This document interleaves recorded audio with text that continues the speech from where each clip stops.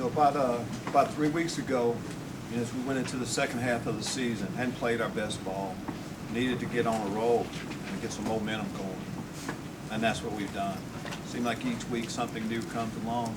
This week, 10-10 game at the half, and similar situation as I told the team, the Michigan game, except for we're really behind in, need to play great ball in the second half. We felt like that's what we needed to do here. First half we've been hanging in there, but defensively we need to take the ball away. That's a part of our DNA. We rely on that. That's what we expect to do. What can I say about Dele Hardy? Senior captain, makes all of the calls, whether it was big hits, interceptions, touchdowns. It's outstanding play. Outstanding play really by the linebackers and in general. We had a couple of defensive players, Wale Batiku and Jamal Woods, that were down, so really like the way some of our defensive linemen that don't normally get a chance to play as much stepped up. Offensively, though, you have to, to win games, you got to score points.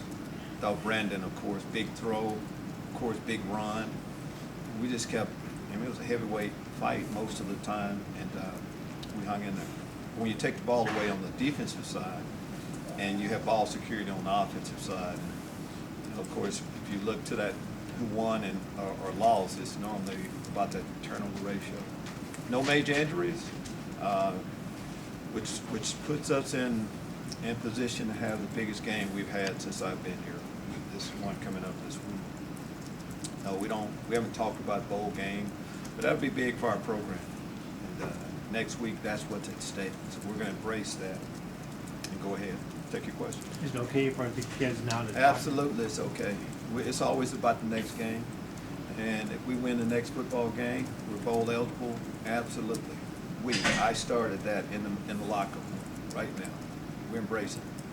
Lovie, you talked about some of the defensive players that normally don't get a lot of accolades or playing time stepping up. Talk about Keith Randolph and what he did today. We love Keith. We like our young freshman lineman that we brought in. Seth Coleman is ready. We're kind of trying to preserve his red shirt year if we can. But Keith Randolph has done some good things, and he's been a part of the plan. And I thought he did some good things. He's been getting more and more reps. He can play the run well. Got a bright future. Isaiah Gay showed some flashes the last couple of weeks. Lovely. Has he just been putting it together for this kind of performance? Yeah, the team needed him to. Isaiah Gay is different, completely opposite of what the situation Keith was in. He's been around here and has had flashes where he's really performed well. Playing consistent ball is what is going with Isaiah, but he stepped up today. Lovey, takeaways obviously is your key. Focus on it. When did that start for you?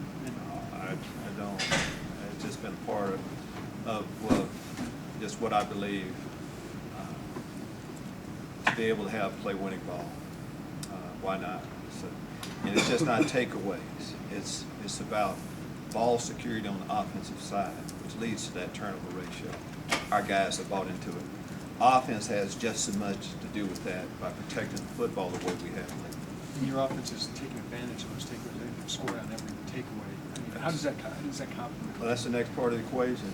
You either score, like we did today. I mentioned Nate Hobbs too. Nate Hobbs is an outstanding player, but he hasn't had any flash plays. Believe me, we've been on him every day. In our defensive room, we have a exclusive club, touchdown club, and Nate joined it today. But it's good to see him make a play like that because he's been playing outstanding. Did you have a coach that you played for or worked under that really stressed that though? I've had a chance to work, under a lot of great coaches, and it seemed like all of them stressed it. As far back as I remember, that's been a base part of football for me. I say it's going to go back to Jim Norman, my high school coach, John Cooper, Larry Martin, go all the way down the line. All of those guys stress it as much as we do now. What was your best Tony takeaway? Sorry. What was your best takeaway? You were a defensive player in school. What was my best takeaway? Mm-hmm. See, if I start, it'll sound like I'm bragging if I No, start you saying won't. that, so I'm just gonna leave that After a alone. 10-year Keep in time mind, frame, it's fine. keep in mind, I played for Big Sandy High School, one of the greatest high school programs that ever played football. I can say that now, right? Yeah. Did you run it back for a touchdown? No, I didn't have much to do with it. I played on some great teams with some great players for sure. Coach, 3 weeks ago, before the Wisconsin game, you guys are sitting there 2-4. What's the next 3 games mean to you going forward? You say that the next Yeah, three going no, forward? the 3 you just won. That we just, Yeah. well, you know, we were sitting there with that record and weren't pleased, but as a coach, you know, I was coming here, we were all saying that we're getting better, we're close. You know, you've seen we lost some close games, but we've seen improvement. And if you feel like you're doing things the right way, and you keep just working hard, normally it changes. And that's what's happened with our program. And then when you get some momentum and guys really start feeling it and believing it, we believe that we were going to win today. And if we play the type of football that we're capable of, we can. But what's happened now we have those wins and guys see the light at the end of the tunnel. And that should, we're talking about playoff football. Playoff football, you win and advance. That's what we've been in that mode for a while. Lovie, I don't think you'd refer to Brandon as a running quarterback, but when he adds Oh, that I- element to his game, Yes. how does that help? Well, I think I would. I mean, you know, I've been saying that quite a while. He doesn't get enough credit for the runner that he can be when we need him to. And in our offense, occasionally we would need him for that, to do something like that. Coach, how, If that happens, the offensive line had to open up some good holes. It's not like he had to, you know, break a whole lot of tackles on that run, but outstanding play. Coach, Yes. how do you just see the defense's energy change after it got that first takeaway and then Nahab scored it, and then 2 more takeaways coming after that? It seemed like everyone just won one for themselves after it. I think the game is about momentum in general. Momentum, if you lose it, it's kind of hard to get it back. And we lost it a little bit at the end of the first half. But that's what happens when you take one away and then others want to do it. I mean, there's competition to make big plays.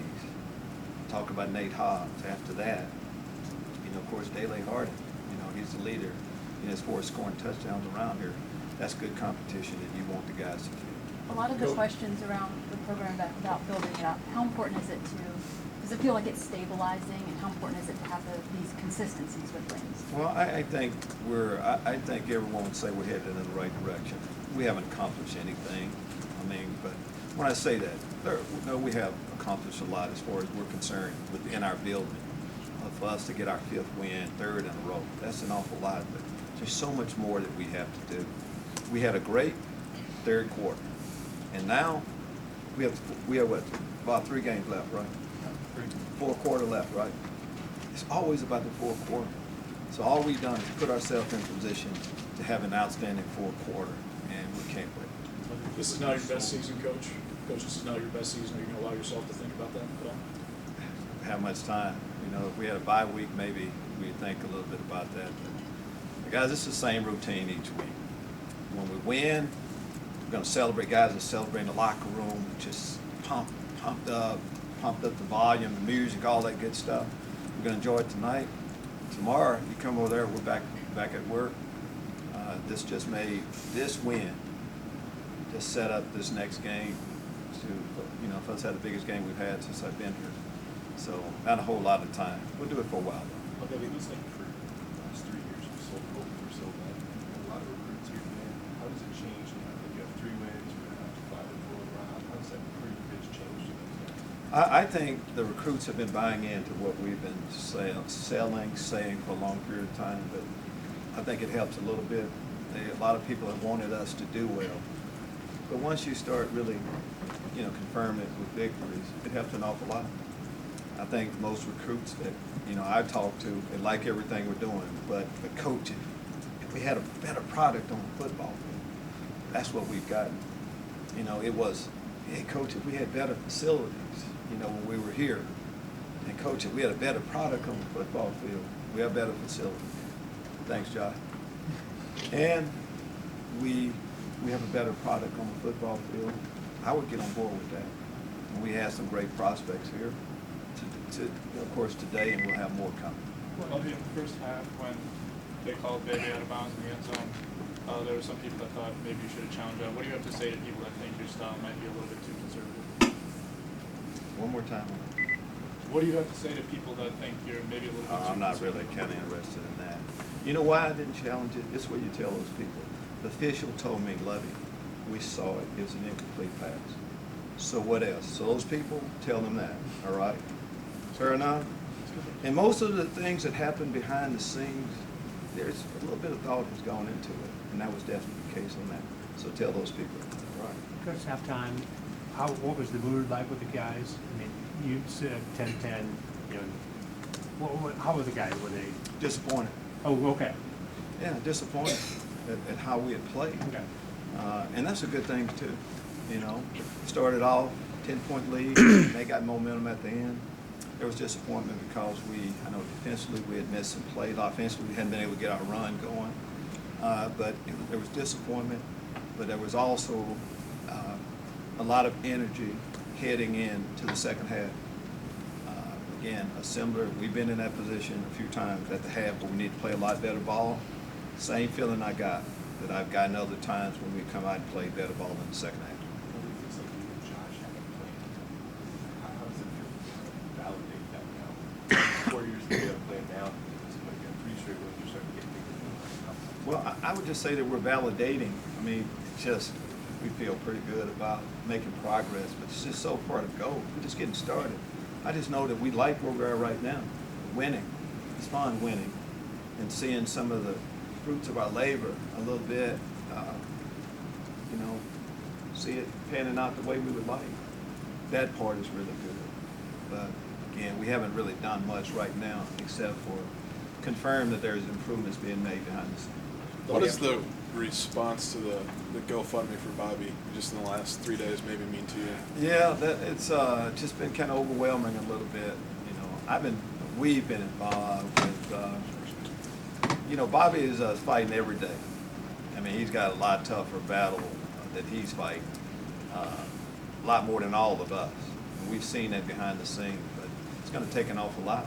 You know, we're judging progress by inches that he's making. Things that'll help that will be fun. There's a lot of care that he needs on a daily basis. So for us, all of us, the university has rallied around him from the moment he went down with the injury. But that's good. And to just see how many people stepped up right away. A lot of people have been asking, what can I do to help Bobby Roundtree? Now we have that kind of in place. All I'd say is just thanks for everything that you've done for him. I know he appreciates it. Bobby, keep in mind right now, we have meetings, FaceTime, Bobby's in the meeting with us. In the locker room there, Bobby is there. So I know he's appreciative of everything that everyone has done for him. Thank you.